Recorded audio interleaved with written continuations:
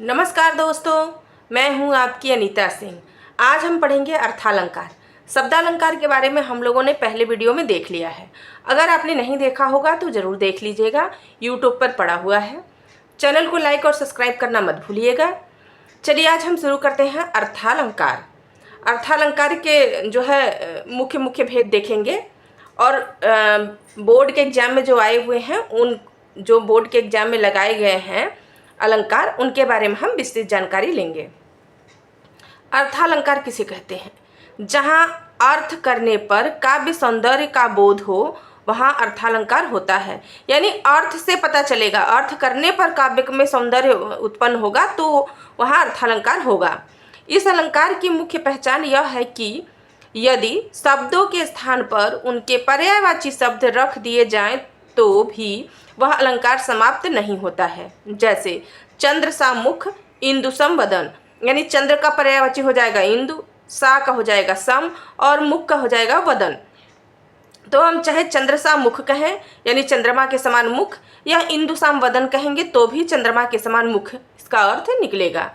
यानी कि पर्यायवाची करने पर भी सौंदर्य समाप्त नहीं होगा।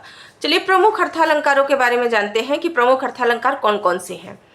अर्थालंकार तो बहुत सारे हैं, लेकिन कुछ जो एग्जाम में पूछे गए हैं उनके बारे में हम जान लेते हैं। अक्सर ये किसी न किसी एग्जाम में पूछे जाते हैं।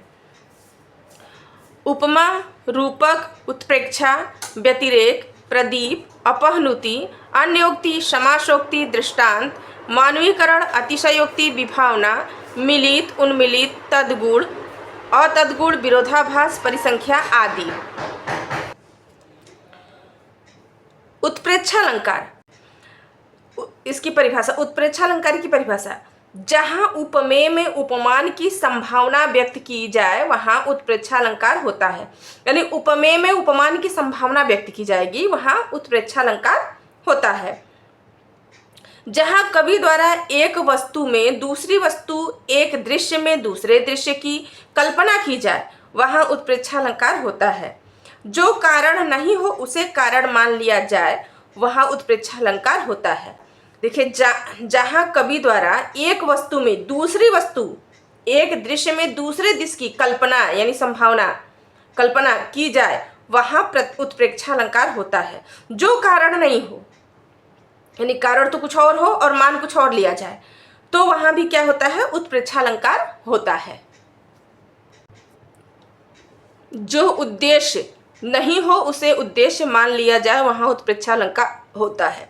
उद्देश्य यानी फल में अफल की संभावना जहाँ व्यक्त की जाए वहाँ उत्प्रेक्षालंकार होता है। उत्प्रेक्षा के वाचक या पहचान के शब्द, उत्प्रेक्षा के वाचक शब्द या पहचान के शब्द, यानी कि ये शब्द अगर आए हुए हैं जिस काव्य पंक्ति में, उसमें लगभग उत्प्रेक्षालंकार ही होता है। लगभग क्या होता ही है? जनु जानो, जानहूँ, मनु मानो, मानहूँ। अगर किसी भी काव्य पंक्ति में ये शब्द आपको दिख जाए तो उसमें उत्प्रेक्षालंकार होता है। उसमें और भी अलंकार हो सकते हैं, ऐसा जरूरी नहीं है कि एक काव्य पंक्ति में एक ही अलंकार हो, और भी अलंकार हो सकते हैं। एक काव्य पंक्ति में एक से ज़्यादा अलंकार हो सकते हैं, लेकिन उसमें उत्प्रेक्षालंकार अनिवार्य रूप से रहेगा। ये जो है इसके पहचान के शब्द हैं, वाचक शब्द हैं। जनु जानो, जानहूँ, मनु मानो, मानहूँ इत्यादि। और भी शब्द हैं, लेकिन मुख्य रूप से इतने जो है शब्द आते हैं। कहीं कहीं ज्यों शब्द भी मिल जाता है, लेकिन ज्यों शब्द और भी, जैसे उदाहरण अलंकार में भी ज्यों शब्द मिलता है। तो अब ये निश्चित रूप से ये निश्चित रूप से उत्प्रेक्षा में मिलते हैं। कुछ और शब्द मिलते हैं, लेकिन कभी कभी आपका जो है कुछ और अलंकारों में भी वो मिल जाते हैं, इसलिए मैंने इतना ही लिखा है। 10th के क्लास के लिए तो इतना पर्याप्त है, और 10th से ऊपर जो पढ़ेगा और किसी तैयारी के लिए तो उसके लिए जो है ज़्यादा विस्तृत जाना जरूरी है। क्लास 10 तक तो ये सही है। उदाहरण देखते हैं, उदाहरण से समझ में आएगा। मैंने इतने उदाहरण दे दिए हैं कि आपके परीक्षा में निश्चित रूप से जो है आ जाएगा। जो इसके प्रकार हैं उनको भी मैंने बताया हुआ है, और उसके भी उदाहरण मैं लिखवाऊंगी। तो इस तरह से जो है आपके उदाहरणों की संख्या ज़्यादा हो जाएगी, और ज़्यादा से ज़्यादा उदाहरण देखेंगे तो बोर्ड में आने के चांस भी रहेंगे। तो उत्प्रेक्षालंकार के 3 भेद होते हैं और तीनों के बारे में आपको पढ़ाऊंगी।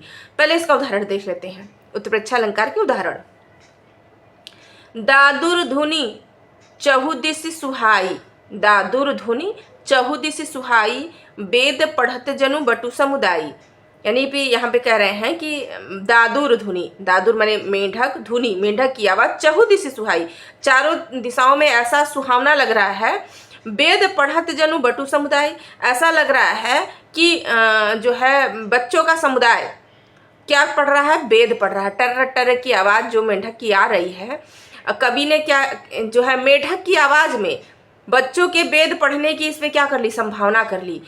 बात तो है कि मेढक बोल रहे हैं, लेकिन कवि ने कल्पना क्या कर लिया कि जो है मेढक ऐसे बोल रहे हैं जैसे लग रहा हो कि कोई जो है बच्चों का समुदाय जो है वो वेद पढ़ रहा है। यानी एक दृश्य में दूसरे दृश्य की संभावना यहाँ पे हो गया।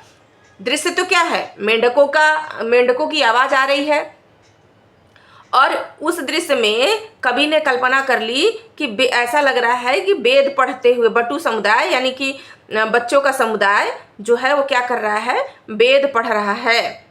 तो एक दृश्य में दूसरे दृश्य की संभावना होने के कारण यहाँ पे क्या हो जाएगा, उत्प्रेक्षा अलंकार हो जाएगा। और यहाँ पे देखिए जनु शब्द आया हुआ है, यहाँ जनु है ना, जनु शब्द आया हुआ है। निश्चित रूप से कोई किसी में नहीं मिलेगा, रेयर ही ऐसा है कि नहीं मिलेगा, सब में मिल जाएगा। मैं आपको बताती चलूंगी। देखिए यहाँ जनु शब्द आया हुआ है। अगला उदाहरण देखते हैं, जो फेमस उदाहरण है मैंने उसको इसमें लिया है, बाकी उदाहरण भी आगे मैं पढ़ाऊंगी, लेकिन अभी तक पेपर में जो आए हुए उदाहरण हैं उनको भी मैं आपको बताऊंगी। सोहत ओढ़े पीत पट श्याम सलोने गात, मनहु नीलमणि मानहु नीलमणि शैल पर आतप पर्यो प्रभात। यहाँ देखिए आ गया है ना मानहु, देखिए मानहु शब्द आया हुआ है। तो ये इसमें से कोई ना कोई आपको यहाँ मिल जाएगा, और एक आध उदाहरण ऐसा है जिसमें नहीं भी मिलेगा लेकिन अक्सर मिल जाएगा। सोहत ओढ़े पीत पट श्याम सलोने गात, यहाँ पे क्या है कि पीला वस्त्र ओढ़कर श्याम यानी कृष्ण जी जो है पीले वस्त्र में ऐसे दिखाई दे रहे हैं। सलोने रंग, उनका सावला रंग है और सावले रंग पर पीले रंग का उन्होंने वस्त्र पहन रखा है।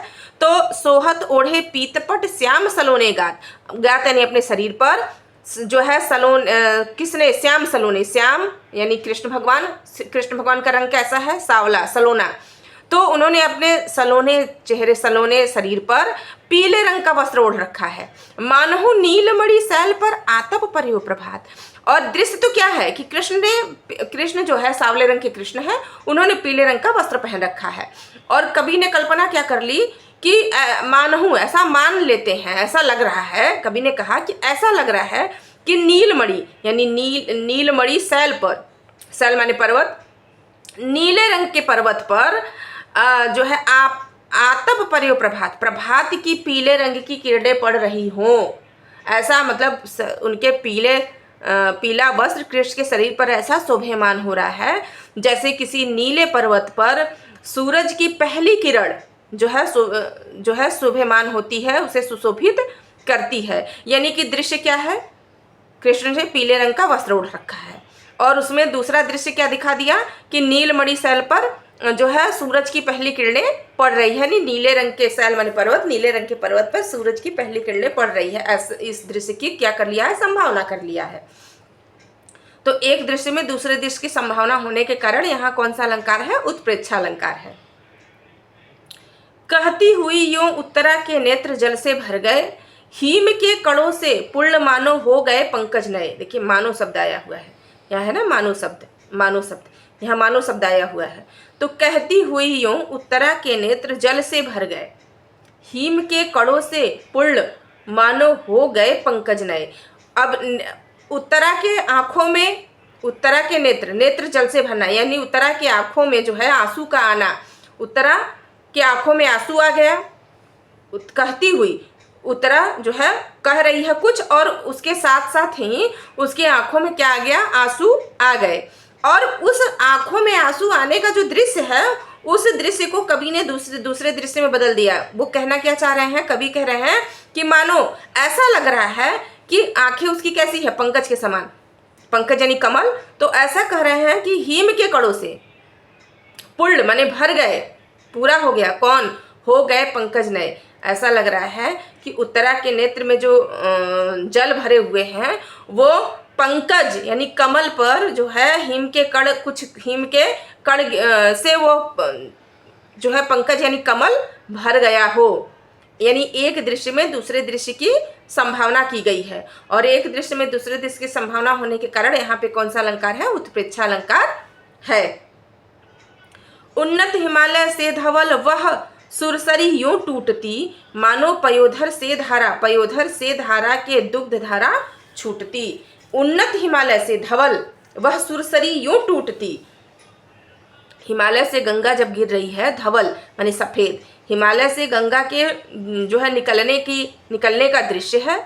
और कवि ने उस दृश्य में ऐसा कह दिया कि पयोधर से बादल से धरा पर जो है दुग्ध धारा छूटती। ऐसा लग रहा है कि बादल से धरती पर कोई दूध की धारा जो है बहती हुई चली आ रही है। माने दृश्य तो क्या है कि हिमालय से, उन्नत हिमालय, ऊंचे हिमालय से धवल माने सफेद, वह सुरसरी यूं टूटती, यानी गंगा जो है नीचे टूटकर गिर रही है, यानी पानी हिमालय से अलग होकर गिर रही है। और दृश्य तो ये है कि गंगा जो है धरती पर हिमालय से निकलकर जो है हिमालय की ऊंचाइयों से निकलकर नीचे आ रही है। और कवि ने इसमें दूसरी संभावना क्या कर ली कि पयोधर से धरा के बादल से धरती पर दुग्ध धारा छूटती, दूध की कोई धारा छूट रही है, दूध की धारा कोई बह रही है। अगला उदाहरण है, जीने पट में झुलमुली झलकती ओप अपार, सुरसरी की मनु सिंधु में लसती सपल्लव डार। झीने पट में झुलमुली, पट कैसा है? घूंघट, पट माने घूंघट, और कैसा है? पतला। झीने पट के झुलमुली, झीने पतले घूंघट में जो है झलकती ओप अपार, कोई नायिका है और नायिका की सुंदरता जो है वो झीने पतले घूंघट से वो झलक रही है, और कैसा? अपार आभा झलक रही है उसकी, यानी उसकी सुंदरता जो है झलक रही है। और दृश्य तो ये है कि कोई नायिका है और वो बहुत ही सुंदर है, और उसके पतले घूंघट से उसकी जो है शोभा, उसके मुख की शोभा जो है वो झलक रही है।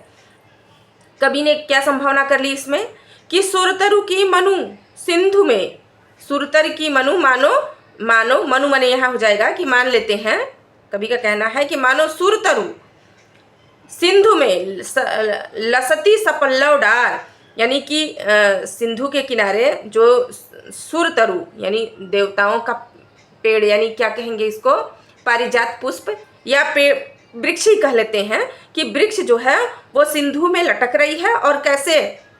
लसती सपल्लव डार सहित, अपनी डाली सहित जो है वो जो है आभा दे रही है समुद्र में। सुरतरु सिंधु माने समुद्र हो जाएगा, और जो है वृक्ष की शाखाएं, डालियां समुद्र में डार सहित, अपनी डाली सहित जो है समुद्र के पानी में वो दिखाई दे रही है, उसकी आभा जो है समुद्र में दिखाई दे रही है।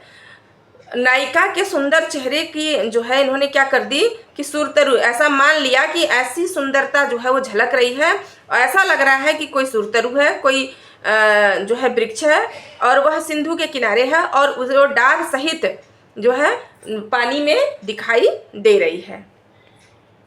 अगला छठा देखते हैं उदाहरण, नील परिधान बीच सुकुमार, खुल रहा मृदुल अधकुला अंग, खिला हो ज्यों बिजली का फूल, मेघ बन बीच गुलाबी रंग। यहाँ नीले परिधान में श्रद्धा जो है नीले रंग की साड़ी पहनी हुई है। यह पंक्ति आई हुई है जयशंकर प्रसाद की कामायनी रचना, आप लोगों ने शायद सुना, तो नाम तो सुना ही होगा। कामायनी से ये है पंक्तियाँ, और कामायनी की पंक्तियाँ हैं। इसमें श्रद्धा जो है नील परिधान बीच सुकुमार, यानी सुकुमार कोमल, नीले परिधान यानी नीले वस्त्र के बीच, नीले रंग की साड़ी के बीच सुकुमार कोमल अंग, खुल रहा मृदुल अधकुला अंग। अब साड़ी पहनी है तो उसका मृदुल यानी कोमल अंग आधा दिखाई दे रहा है। साड़ी पहनने से कुछ शरीर का कुछ भाग दिखाई देता है, तो उसने साड़ी पहनी हुई है तो उसका जो खुल रहा मृदुल अधकुला अंग, उसका कुछ अंग जो है वो दिखाई दे रहा है। और जो दिखाई दे रहा है अंग वो कैसा लग रहा है? खिला हो ज्यों बिजली का फूल, यानी बिजली का फूल, आकाश में जैसे बिजली चमकती है वैसे ही जो है वो बिजली का फूल मेघ वन बीच गुलाबी रंग। तो गुलाबी रंग, अब श्रद्धा का जो गुलाबी रंग है वो ऐसा लग रहा है कि कोई बिजली का फूल, यानी बादल में जो बिजली चमकती है वैसे ही उसका अधखुला अंग जो है दिखाई दे रहा है, यानी सुंदर जो है वो लग रहा है, सुशोभित हो रहा है। दृश्य तो क्या है, श्रद्धा ने नीले रंग की साड़ी पहनी हुई है और उसका अधखुला अंग जो है वो सुशोभित हो रहा है। कवि ने कल्पना कर ली कि उसका अंग ऐसे सुशोभित हो रहा है जैसे आसमान में मेघ यानी बादल के बीच जो है बिजली चमक रही हो, उसी प्रकार उसका जो है गुलाबी रंग जो है सुशोभित हो रहा है। चलिए अगला देखते हैं। अति कटु वचन कहती कैकेयी, मानहु लोन जरे पर देई। अब यहाँ पे राम, ये जो है राम के वनवास के समय की ये बात है, और अति कटु यानी अत्यंत कठोर वचन कैकेयी कह रही है। ऐसा लग रहा है कि जो है मान लो कि लोन नमक, जैसे जले पर कोई नमक छिड़क दे वैसे ही कठोर वचन कैकेयी जो है इतने कठोर वचन कह रही है कि जैसे किसी ने जले पर जो है लोन वाले नमक, जले पर नमक छिड़क दिया हो। अति कठोर मतलब बात तो ये है कि जो है कैकेयी कठोर वचन कह रही है, और उसमें इन्होंने दूसरे बात की संभावना कर ली, दूसरे दृश्य की, कि ऐसा कोई जला व्यक्ति हो और उसके जो है जले पर किसी ने नमक छिड़क दिया हो, और नमक छिड़कने पर जो दर्द होता है वैसे ही, जो तकलीफ होती है वैसे ही कैकेयी के वचन को सुनकर जो है हृदय में जो है वो तकलीफ हो रही है। तो अति कटु वचन कहती कैकेयी, मानहु लोन जरे पर देई। जले हुए पर नमक के समान जो है उसके वचन लग रहे हैं। आज के लिए इतना ही। अगर एक ही साथ पूरा पढ़ा देंगे तो वीडियो बहुत लंबा हो जाएगा और बोरिंग हो जाएगा, क्योंकि अलग अलग पढ़ेंगे। कल हम देखेंगे वस्तु उत्प्रेक्षा और हेतु उत्प्रेक्षा, फल उत्प्रेक्षा। एक दिन में एक जो है उत्प्रेक्षा के भेदों को पढ़ाएंगे और उसके उदाहरण को अच्छे से समझाएंगे। तो समय तो ज़रूर लगेगा, लेकिन आपको अच्छे से समझ में आ जाएगा, और मेरा दावा है कि एग्ज़ाम में इससे बाहर कुछ नहीं जाएगा। आज वीडियो यहीं समाप्त करते हैं। जय हिंद।